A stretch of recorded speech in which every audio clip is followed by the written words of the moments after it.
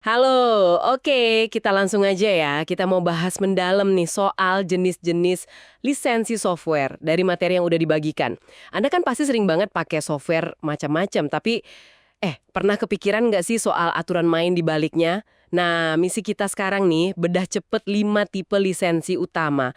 Biar Anda ngerti bedanya apa aja. Yuk, kita mulai. Penting banget loh ini dipahami, soalnya bukan cuma gratis atau bayar aja, tapi ini soal hak, terus juga kewajiban Anda sebagai pengguna, biar pakainya pinter dan legal gitu. Oke, sip. Kita mulai dari yang paling sering ketemu kali ya, freeware, gratis. Kayak WhatsApp atau Google Chrome yang mungkin lagi Anda buka sekarang. Tapi gratisnya ini ada batasannya nggak sih? Betul, gratis dipakai, nggak perlu keluar duit. Kuncinya di penggunaannya itu. Tapi biasanya ada aturan main lain. Paling umum sih Anda nggak bisa seenaknya bagi-bagi lagi buat cari untung. Perusahaan kadang pakai ini buat ya jangkau pengguna sebanyak mungkin, kadang jadi pintu masuk juga ke produk lain yang bayar. Oh gitu ya, jadi ada udang di balik batu dikit lah ya. Oke, oke.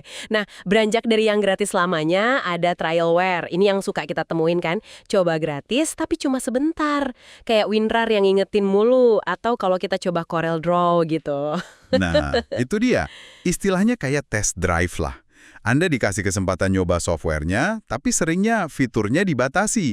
Atau ya cuma buat waktu tertentu. Bisa beberapa hari, bisa sebulan 2 bulan juga. Kalau udah cocok, masa cobanya habis, softwarenya kekunci. Nah, kalau mau lanjut pakai full, ya mesti beli lisensinya. Biasanya dapat serial number gitu, kode buat aktivasi. Ah, jadi ini pure strategi marketing ya? Biar kita nyoba, suka, terus beli deh. Efektif juga ya kayaknya. Oke, berikutnya ini agak beda nih kedengarannya. Open source. Katanya gratis juga, tapi lebih dari gratis. Contohnya kayak Linux atau Audacity gitu ya. Ini unik emang, nggak cuma gratis dipakai, tapi jeroannya, kode programnya itu loh, dibuka buat umum. Anda bebas pakai, bahkan boleh diubah-ubah sesuai kebutuhan Anda. Tapi ada tapinya. Kalau Anda sebarin versi yang udah diubah, biasanya nih, wajib tetap cantumin nama asli softwarenya sama kredit buat pembuat awalnya. Macam-macam sih lisensi open source, tapi intinya seringkali lebih ke kolaborasi ya, buat kembangin ilmu atau tujuan sosial, nggak melulu cari profit. Wah, keren ya. Jadi soal transparansi dan gotong royong gitu ya. Pas ini bikin inovasi jadi beda caranya. Nah, dari yang gratis-gratis dan terbuka, sekarang kita geser nih ke yang perlu keluarin dompet. Pertama, paid software, lisensi bayar permanen, beli sekali, pakai terus. Contohnya mungkin Windows atau Office versi lama ya, yang bukan langganan, atau Photoshop CS6 dulu. Betul, ini model beli putus. Anda bayar di depan buat dapat lisensi pakai software versi itu. Teorinya sih seumur hidup. Tapi seumur hidup di sini maksudnya untuk versi yang Anda beli itu aja ya. Nah, tantangannya itu pas keluar versi baru yang lebih canggih. Kalau mau nikmatin fitur baru itu, ya kemungkinan besar mesti bayar lagi buat upgrade. Oh, jadi permanen itu berelatif ke versinya ya. Bukan berarti dapat update terus gratis. Oke, paham-paham. Terakhir nih, model yang kayaknya makin kesini makin dominan. Subscription software, ini kayak nyewa ya jatuhnya. Microsoft 365, Adobe Creative Cloud, bahkan Spotify atau Canva Pro kan gini modelnya. Persis, kayak sewa. Anda bayar rutin, bisa bulanan atau tahunan, buat dapat akses penuh ke softwarenya. Termasuk semua update terbaru selama langganannya aktif. Kalau stop bayar, ya aksesnya hilang, atau jadi terbatas banget. Model ini disukai developer karena pemasukan jadi stabil, buat pengguna juga biaya awalnya kan jadi lebih ringan, terus fleksibel juga, bisa berhenti kapan aja. Ini agak geser konsep dari punya software jadi akses layanan software. Jadi, wah, luas banget ya spektrumnya. Dari yang benar-benar gratis pakai kayak freeware, Ya, terus coba dulu baru beli si trialware. betul. Gratis dan bebas dioprek itu open source. Heeh. Beli sekali buat satu versi, alias paid atau perpetual, Yep. yang sampai yang bayar rutin buat akses terus-menerus si subscription. Banyak juga ya. Banget. Dan tiap jenis itu punya aturan main beda-beda. Soal apa yang boleh dan nggak boleh Anda lakukan, ngerti bedanya ini penting banget biar nggak salah langkah. Jadi intinya apa nih buat Anda para pendengar? Simple aja sih. Tiap software itu datang sama aturan mainnya sendiri. Dengan tahu jenis lisensinya, Anda bisa lebih bijak milih dan pakai software. Mari kita bedah deh. Betul, betul. Imbauan utamanya itu jelas banget. Jangan pakai software bajakan. Tapi yang menarik buat saya, ini bukan cuma soal legal atau ilegal gitu aja. Ada penekanan kuat soal menghargai hak kekayaan intelektual. Ya, itu kan hak hukum ya, untuk melindungi kreasi pikiran. Sumber ini minta kita hargai haki siapapun. Ingat ya, ada bagian yang bikin mikir juga nih buat Anda, para pendengar. Pertanyaannya retoris gitu. Bunyinya kan, tentunya ketika kita membuat software dengan kerja keras dan jerih payah, kita pun tidak ingin software kita dibajak orang lain, bukan? Wah, ini dalam sih, ngajak kita berkaca. Tepat sekali. Pertanyaan itu jantung argumen etisnya menurut saya. Dia pakai empati sebagai jembatan gitu. Ngajak kita ngebayangin gimana rasanya kalau kita yang jadi pencipta, terus karya kita dicuri. Ini efektif banget ngeser fokusnya. Dari sekedar aturan, jadi ke prinsip etika dasar. Yaitu, perlakukan karya orang lain seperti kita ingin karya kita diperlakukan. Prinsip timbal balik lah. Menarik ya, soalnya sering banget kan diskusi bajakan itu ya cuma boleh nggak boleh, hukum aja. Tapi kalau pakai empati gini rasanya lebih kena gitu, lebih personal. Nah terus gimana nih hubungannya sama konteks lisensi yang tadi sempat disinggung di awal? Kan ada banyak jenis lisensi tuh. Nah, ini nyambungnya penting nih. Meskipun kutipan ini fokusnya ke pembajakan, ya, yang jelas-jelas melanggar hampir semua lisensi komersial kan? Tapi, pemahaman soal lisensi secara umum itu justru memperluas cakupan etika penggunaan software, gitu. Lisensi itu sendiri, mau itu proprietary, open source, freeware, shareware, apapun lah, itu kan cara kreatornya ngomong ke kita. Gimana mereka mau karyanya dipakai dan dihargai. Jadi, memahami dan menghormati aturan lisensi itu bagian dari menghargai haki dan kerja keras di baliknya. Bukan cuma soal nggak ngebajak aja. Misalnya nih, pakai software open source, tapi sesuai aturannya. Itu juga etis loh. Oh gitu ya, jadi menghargai haki itu nggak cuma soal nggak membajak software yang bayar, tapi juga soal kita pakai software apapun itu ya sesuai aturan main dari si pembuatnya, lewat lisensi itu tadi. Wah ini nambah lapisan pemahaman baru sih soal etika teknologi. Persis, kutipan tadi itu pakai contoh yang ya ekstrim lah ya, pembajakan. Tapi tujuannya buat menyoroti prinsip yang lebih luas lagi. Yaitu, di balik software itu ada usaha, ada kreativitas, ada hak yang melekat. Kalau kita abai sama lisensi, ya dalam bentuk apapun, itu sama aja kita nggak menghargai hak dan usaha si pembuat. Jadi prinsip etika utamanya itu soal pengakuan dan respek terhadap kontribusi orang lain di dunia digital ini. Oke. Kalau gitu kesimpulan utama yang bisa kita tarik nih untuk Anda semua dari obrolan singkat tapi padat ini apa ya? Intinya sih kutipan ini kayak pengingat kuat aja. Bahwa di balik tiap aplikasi, tiap program yang kita klik, itu ada orangnya. Ada ide, ada usaha, ada hak intelektualnya. Jadi milih nggak ngebajak, milih menghormati lisensi, itu jadi sikap etis yang fundamental banget. Sikap menghargai karya sesama. Betul. Dan ini bisa jadi bahan pemikiran penutup yang menarik nih. Sumber ini kan ngomongnya spesifik soal software. Etika di software.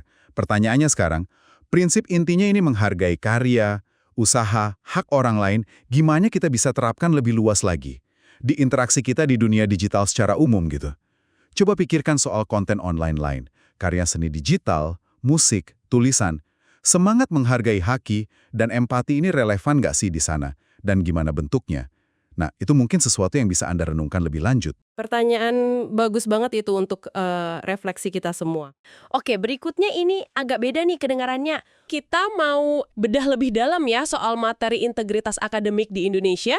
Yap, betul. Sumber kita kali ini, Peraturan Menteri Pendidikan, Kebudayaan, Riset, dan Teknologi Nomor 39 Tahun 2021. Khususnya kita lihat pasal 9 sama 10. Iya. Itu pasal yang menguraikan jenis-jenis pelanggarannya. Nah, tujuannya sih biar Anda semua lebih ngeh gitu ya, bentuk-bentuk pelanggaran ini apa aja, contohnya gimana, biar lebih waspadalah di dunia akademik. Siap ya kita mulai? Siap.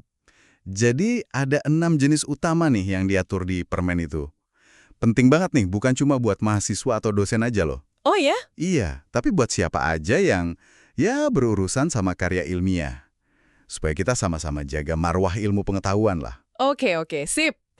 Kita mulai dari yang pertama ya, fabrikasi. Silakan. Contohnya, fabrikasi ini intinya sih ngarang data ya, bikin data penelitian fiktif gitu. Betul. Contohnya mungkin mahasiswa kesmas gitu, mungkin males turun lapangan atau waktunya mepet, terus dia bikin aja data survei palsu, seolah-olah udah wawancara 500 orang, padahal ya zong, itu kan. Ya, persis seperti itu.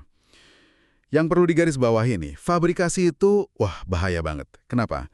Karena dia nyerang langsung ke intinya penelitian. Intinya, maksudnya? Kebenaran. Penelitian kan cari kebenaran ya. Iya. Nah, fabrikasi ini bukan cuma jalan pintas gitu, tapi dia membangun argumen di atas kebohongan total. Itu fatal. Wow, oke. Dalam juga ya dampaknya. Nah, kalau tadi ngarang data dari nol, ada lagi nih, falsifikasi. Ini beda lagi ya? Sedikit beda, tapi mirip intinya. Falsifikasi itu merekayasa data atau informasi yang udah ada. Jadi bukan bikin baru dari nol. Oh, oke. Contohnya gimana tuh? Misal, nih, ada mahasiswa S2 teknik. Hasil eksperimennya mungkin nggak sesuai harapan. Ada data yang aneh, outlier gitu. Nah, dia sengaja ubah angkanya, atau malah hapus data outlier itu. Padahal datanya sah loh. Tujuannya ya biar grafiknya bagus, biar laporannya kelihatan meyakinkan buat diterima jurnal. Ah, gitu. Jadi dimanipulasi biar kelihatan cantik datanya ya. Nah, itu dia. Sama berbahayanya juga ini. Kalau kita lihat gambaran besarnya, ya falsifikasi ini bisa menyesatkan arah pengembangan ilmu. Maksudnya gimana tuh menyesatkan? Ya bayangin aja kalau ada keputusan penting di bidang medis misalnya atau rekayasa. Diambil berdasarkan data yang udah dimanipulasi. Kacau kan? Ini juga sering ada hubungannya sama tekanan publikasi. Tahu kan? Publish or perish. Ah, iya. Tekanan buat publish itu emang, nyata banget ya. Oke, lanjut ke yang kayaknya paling sering kedengeran nih, plagiat. Nah, ini dia primadonanya. Iya, peraturan ini detail banget loh ngurainya. Bukan cuma ngambil karya orang lain plek tanpa nyebut sumber. Bukan cuma itu. Tapi juga termasuk nulis ulang karya orang lain, tapi bahasanya tuh nggak bener-bener diolah sendiri. Meskipun sumbernya disebut, tetap bisa kena ya. Bisa. Kalau parafrasenya nggak bener, cuma ganti-ganti kata dikit, itu masih abu-abu, malah bisa jadi plagiat. Contohnya banyak banget lah ini, nyalin tugas temen, copy paste skripsi kakak tingkat. Itu sih klasik ya. Klasik. Terus pakai gambar dari internet nih, sering banget. Tanpa izin atau nyebut sumber, itu juga masuk. Wah, terus ngambil karya sendiri yang udah terbit tanpa nyebut sumber juga kena ya. Itu namanya self-plagiarism ya. Betul, self-plagiarism. Itu juga dianggap kurang etis. Bahkan dosen pun bisa kena kalau nyalin paragraf dari paper lamanya ke paper baru tanpa sitasi yang benar. Luas banget kan? Luas banget ya, jadi bukan cuma teks doang. Bukan. Ide, data, gambar, bahkan karya kita sendiri yang udah publish. Kuncinya itu atribusi yang benar, yang jujur. Sama pengolahan informasinya ya harus mandiri. Jangan cuma mindahin doang. Ini soal respek lah, ke kerja keras intelektual orang lain dan diri sendiri juga. Oke, paham. Selain soal isi karya, ada juga masalah soal siapa penulisnya nih. Kepengarangan yang tidak sah. Yap, unauthorized authorship. Ini intinya nama penulis di karya ilmiah itu nggak sesuai sama kontribusi nyatanya ya. Persis. Bisa macam-macam ya bentuknya. Kayak masukin nama orang yang nggak ngapa-ngapain, mungkin pejabat kampus gitu biar dana lancar. Bisa jadi. Itu namanya gift authorship. Atau sebaliknya, ngilangin nama orang yang jelas kerja. Misalnya mahasiswa riset sama dosen, namanya nggak dicantumin di paper. Itu ghost authorship. Kasihan mahasiswanya. Atau malah nyuruh orang lain bikinin karya atas nama dia. Itu juga nggak benar. Contohnya, mungkin ada dosen nambahin nama 3 temannya di paper mahasiswanya, padahal temannya itu nggak terlibat sama sekali. Nah, itu contoh konkret kepengarangan nggak sah. Ini soal etika dasar banget dalam kolaborasi. Kepengarangan itu ya cerminan kontribusi intelektual asli. Praktek nggak bener ini ngerusak nilai pengakuan dan kerjasama yang sehat. Bikin iklim akademik jadi nggak fair. Setuju banget. Oke, lanjut ya. Ada lagi konflik kepentingan. Conflict of interest. Ini terjadi kalau peneliti bikin karya ilmiah, tapi hasilnya itu dipengaruhi kepentingan pribadi atau kelompok. Entah uang, hubungan keluarga, apalah. Dan yang penting, ini nggak diungkapin secara transparan. Kuncinya di situ. tidak diungkapkan. Contohnya mungkin peneliti pertanian nulis artikel bagus banget, muji pestisida, ternyata itu produk perusahaan saudaranya. Tapi di artikelnya nggak disebutin sama sekali hubungan itu. Gitu ya? Iya, itu contoh yang jelas. Poin pentingnya di sini tuh objektivitas sama transparansi. Jadi bukannya nggak boleh neliti ya kalau ada potensi konflik? Bukan nggak boleh, tapi potensi konflik itu wajib diungkapkan. Harus declare. Biar apa? Biar pembaca, komunitas ilmiah, bisa nilai sendiri. Ada kemungkinan bias nggak nih di penelitian ini? Kejujuran soal ini penting banget buat kredibilitas peneliti dan risetnya. Oke, transparansi jadi kunci ya. Sip. Terakhir nih, pengajuan jamak. Multiple submissions. Ini maksudnya ngirim naskah karya ilmiah yang sama persis ke lebih dari satu jurnal ilmiah barengan gitu ngirimnya. Betul, secara paralel. Kalau apes bisa keterima dua-duanya terus terbit di dua tempat gitu. Bisa banget. Dan itu jadi masalah. Contohnya mahasiswa ngirim artikel, tesisnya ke dua jurnal nasional berbeda, dua-duanya nerbitin. Kenapa sih ini jadi masalah? Pertama, ya buang-buang waktu dan sumber daya editor sama reviewer jurnal, kan? Mereka kerja keras ninjau naskah yang sama. Mubazir. Oh iya bener juga. Kedua, ini bisa bikin catatan publikasi seseorang jadi gendut secara nggak etis. Kayak ngakalin sistem gitu. Etikanya, jurnal itu maunya eksklusivitas. Pas naskah lagi ditinjau, ya jangan dikirim ke tempat lain dulu. Oke. Jadi jelas ya ada 6 nih. Fabrikasi, falsifikasi, plagiat yang macam-macam, kepengarangan nggak sah, konflik kepentingan nggak diungkap, sama pengajuan jamak. Paham definisinya, lihat contohnya. Ini penting banget ya buat langkah awal kita jaga kejujuran pas nulis atau pakai karya ilmiah. Betul sekali. Permen ini kan ngejelasin apa aja pelanggarannya. Udah jelas tuh daftarnya. Tapi mungkin sebagai penutup nih buat Anda renungkan. Apa tuh? Coba deh pikirin sejenak, kenapa ya pelanggaran-pelanggaran ini kok masih aja terjadi? Apa cuma karena tekanan publikasi? Atau karena nggak paham etikanya? Atau jangan-jangan ada isu sistemik yang lebih dalam di kampus kita, di lingkungan akademik kita, yang perlu dibenahi? Menarik pertanyaannya. Mungkin kalau kita gali akar masalahnya, itu bisa jadi langkah berikutnya buat kita semua biar lebih paham soal integritas akademik ini secara, ya, lebih utuh gitu. Wah bener banget. Pertanyaan bagus buat kita pikirin bareng-bareng. Oke deh, terima kasih banyak udah nyimak obrolan kita kali ini ya. Sampai ketemu lagi di kesempatan berikutnya.